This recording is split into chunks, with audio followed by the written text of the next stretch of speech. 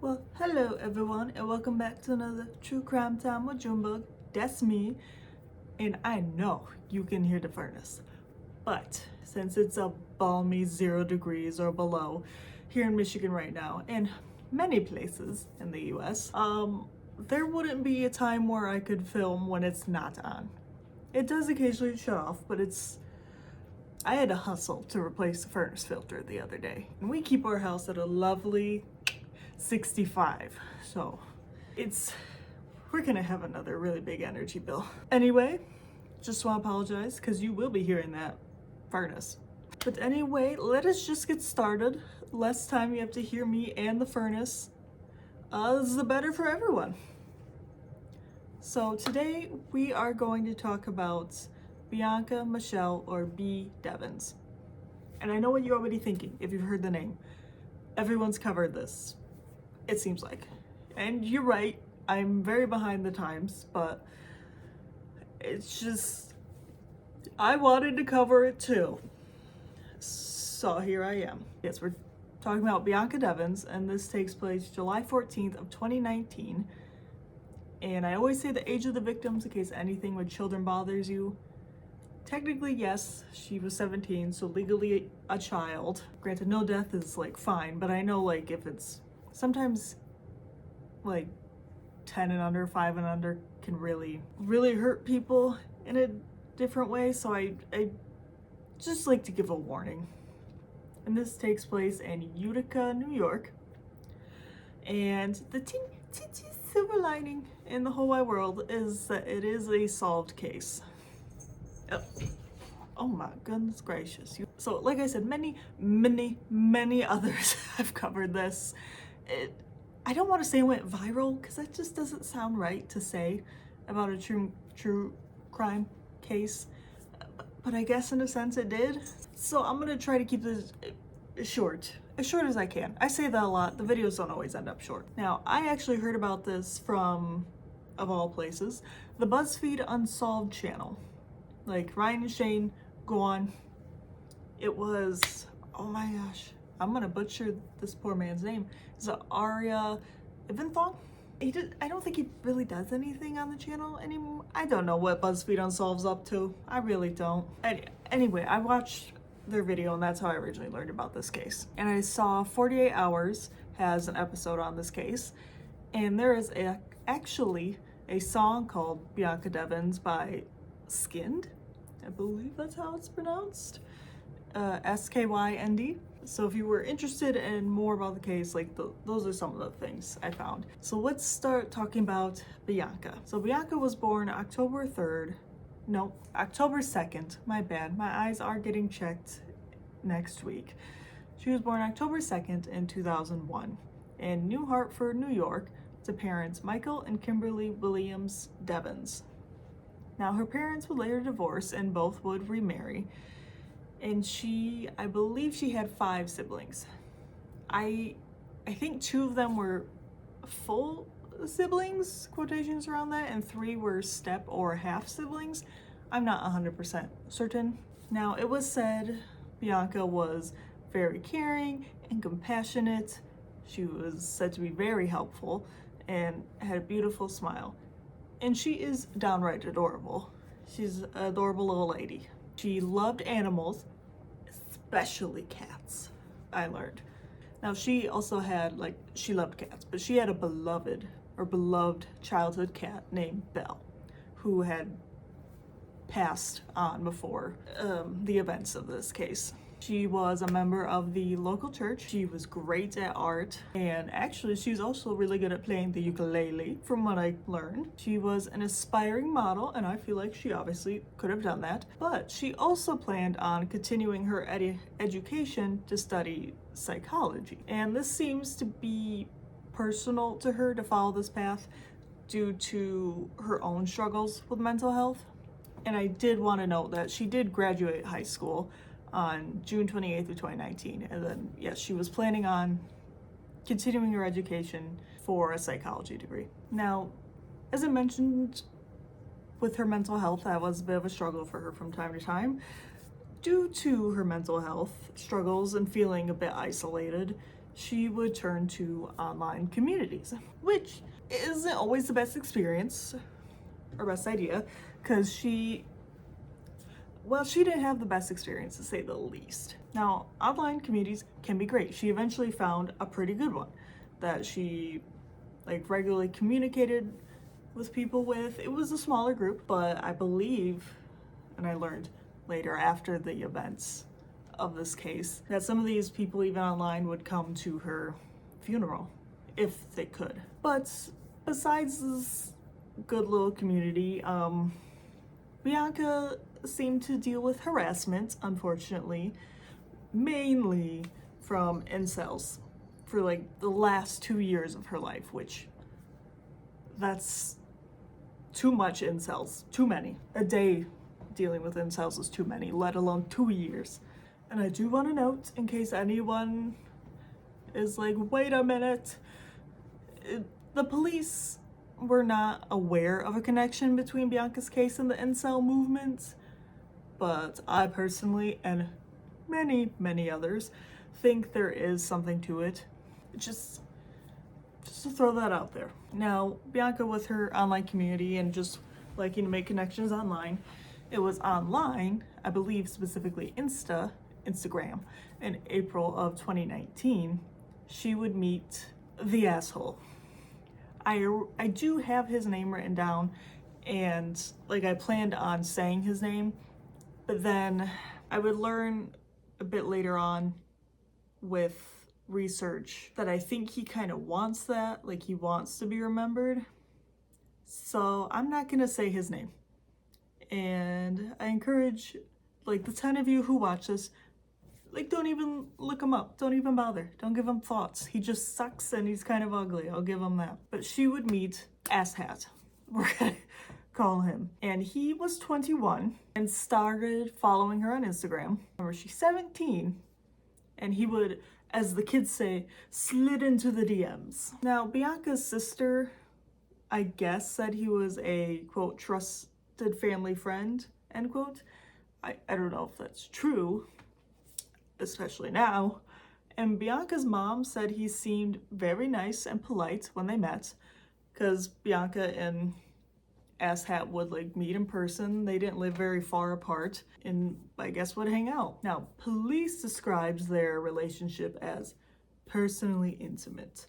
But most things and people say otherwise. Now, a friend of Bianca's feared Mr. Asshat was sexually exploiting her while they were both under the influence of drugs. Because it's kind of been theorized he would give her drugs so she would hang out with him, which sounds very sad. Now, her friends and family also said otherwise, that they were not together, but her mom would say not that they were together, but that Asshat clearly wanted to be more than friends. And I believe Bianca herself, I don't think there's ever, from what I've seen in articles and stuff, I don't think there was ever a time where she said this is my man or anything. Also, it's not legal. She's 17 in high school when he slid into her DMs when he's 21.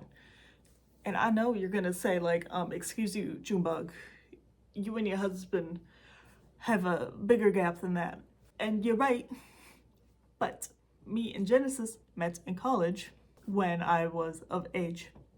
So I had, completed high school, turned 18, started my full-time college career, and then met my future husband. So it's a bit different than if my husband slid into my DMs when I'm in high school. Now, remember, they met April 2019.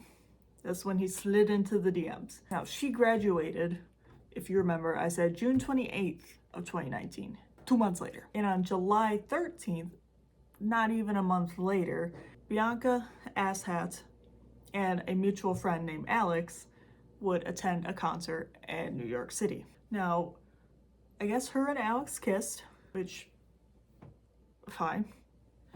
But this pissed Asshat right off. He just wanted to argue about it the whole way home. And I'm guessing Alex drove separate, or maybe he lived in NYC.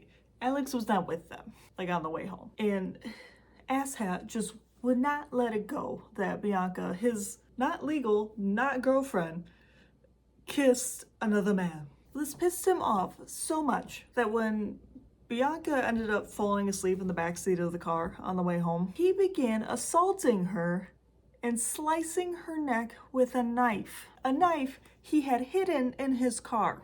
And unfortunately, she died shortly after in the early hours of July 14th of 2019. Again, only 17 years old. She graduated high school weeks prior. She met this man a couple months ago. They're not together, and he was so pissed off that she kissed someone.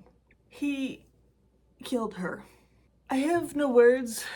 I don't like him. Now, at some point, after nearly decapitating her, because he sliced and diced so much, he, got out of the car, built a fire, and listened to some frickin' tunes.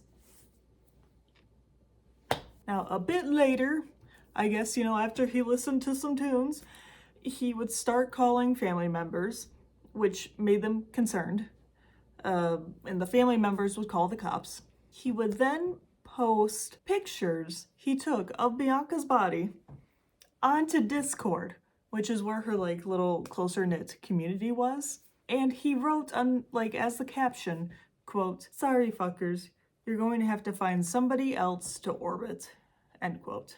Now, it actually gets worse somehow, because it turns out he had tried to live stream her killing. I guess, thankfully, he failed. It wasn't live streamed, but a video was still created of her killing. Which is just, if that doesn't scream premeditated, I don't know what else can. With the knife hidden in his car.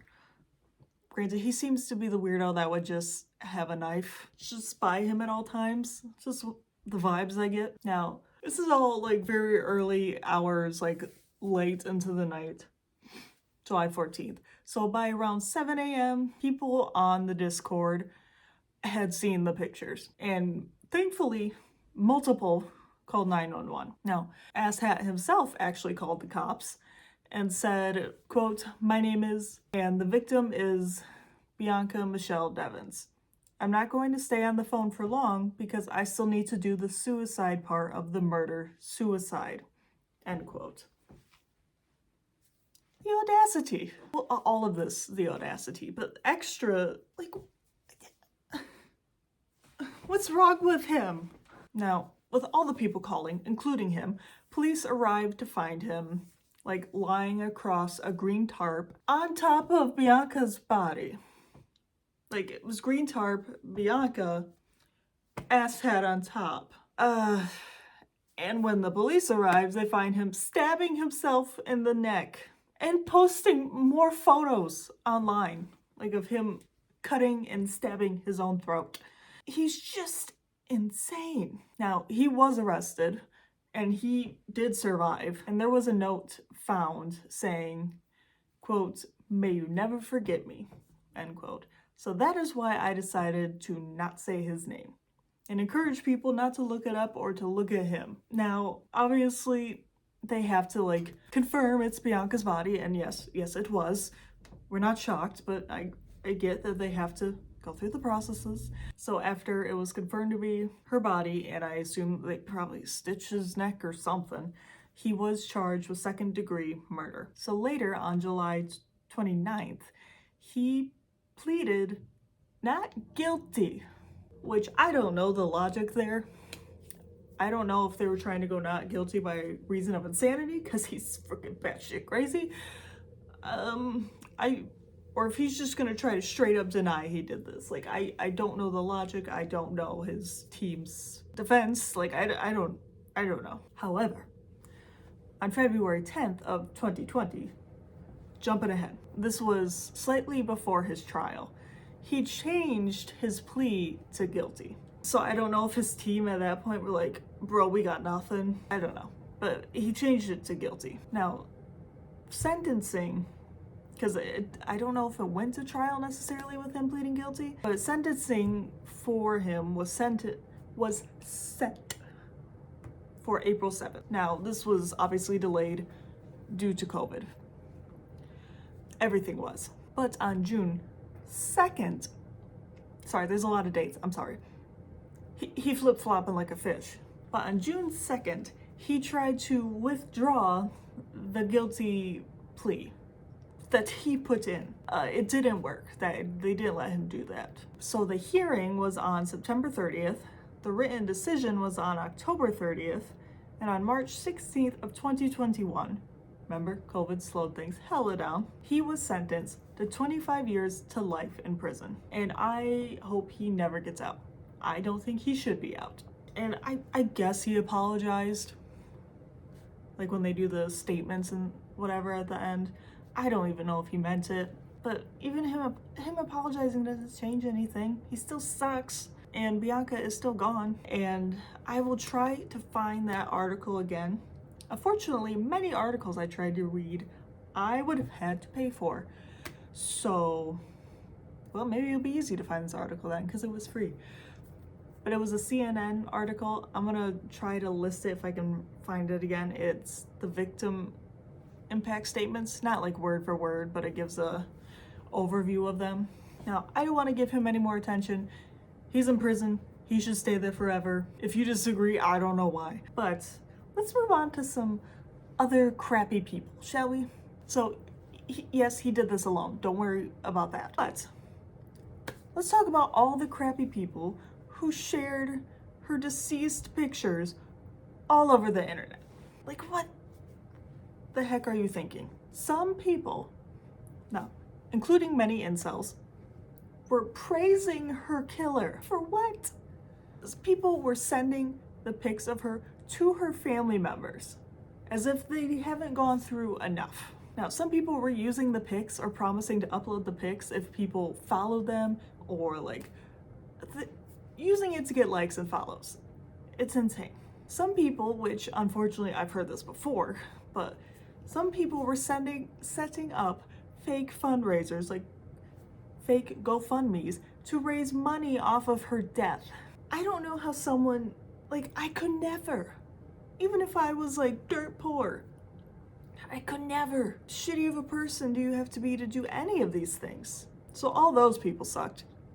But then Instagram and Facebook also sucked, which seems to be their thing, but they removed Homeboy Asshat's account, which thanks, I guess. But they didn't really stop the spread of the images. And I know they say like once on the internet, forever on the internet, but like, come on, let's put some effort in.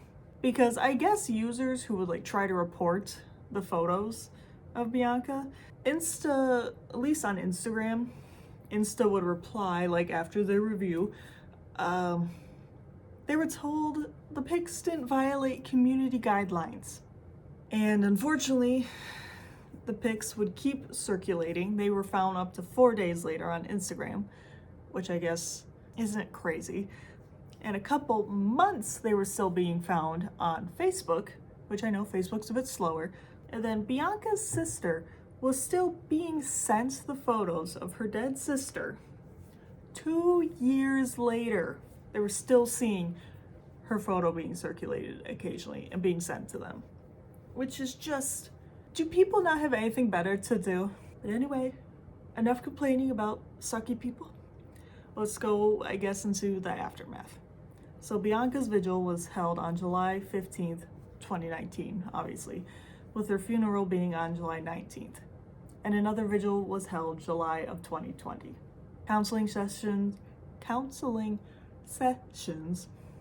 were offered to students at her former high school. I saw it was for like a week.